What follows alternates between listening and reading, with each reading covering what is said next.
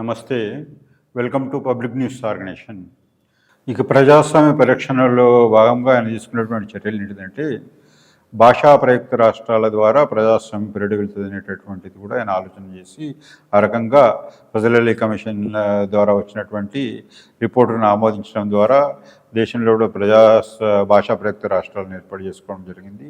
అదేవిధంగా అన్ని రాష్ట్రాలతోటి సత్సంబంధాలు, రాష్ట్రాల వికాసం కొరకు చర్యలు చేపట్టడము, అదేవిధంగా పారిశ్రామిక రంగంలో తీసుకున్న నిర్ణయాలను కూడా అన్ని రాష్ట్రాలకు అనుసంధానం చేసే దిశలో కూడా ఏదైతే లైసెన్సింగ్ విధానం తీసుకోవడం జరిగిందో, ఆ లైసెన్సింగ్ విధానం అనేటటువంటిది ప్రవేశపెట్టిన క్రమంలో కూడా వాళ్ళకి ఇచ్చినటువంటి నిబంధన ఏంటిదంటే, మీరు బ్యాక్వర్డ్ ఏరియాస్లో కూడా పరిశ్రమలను ఏర్పాటు చేసుకుంటే మేము దానికి అనుకూలంగా మీకు లైసెన్స్ ఇవ్వడమే కాకుండా ప్రోత్సాహాలకు ఇస్తామనేటటువంటి మాటలు చెప్పడం ద్వారా కూడా ఆ రోజు రాష్ట్రాలను సమృద్ధి చేయడమే కాకుండా రాష్ట్రాలను డెవలప్ చేసేటటువంటి కృషి చేయడం అనేది జరిగింది.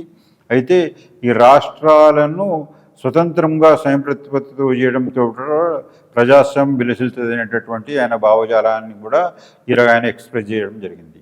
అయితే నెక్స్ట్ ఏంటిదంటే, ప్రజాస్వామ్య పరిరక్షణ కొరకు ఆనాడు ఆయనకున్నటువంటి రాజకీయ సుదృఢ పరిస్థితుల కారణంగా ప్రతిపక్షం అనేటటువంటిది పెద్దగా గణనలోకి వచ్చేటటువంటి పరిస్థితి లేకుండా కాబట్టి ఆయనే ప్రతిపక్షాలతోటి రెగ్యులర్ మీటింగ్లు పెట్టి బ్రీఫింగ్ ఇవ్వడం అనేటటువంటి కార్యక్రమాన్ని చేపట్టడం జరిగింది. అదేవిధంగా ప్రతిపక్షాలను పూర్తిగా గౌరవించినటువంటి పరిస్థితి కూడా అదే సమయంలో ఉన్నది.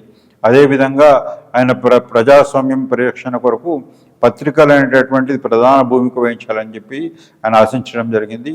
ఆయన టోటల్ పత్రికా స్వేచ్ఛ ఇవ్వడం అనేటటువంటి జరిగింది. ఇది అంతేకాకుండా ప్రతిపక్షాలుగా పత్రికలే ఉండాలనేటటువంటి విధంగా కూడా ఆయన ప్రోత్సహించినటువంటి సంఘటనలు కూడా మనం ఈ సందర్భంలో కూడా మనము గమనించుకోవాల్సినటువంటి అంశం.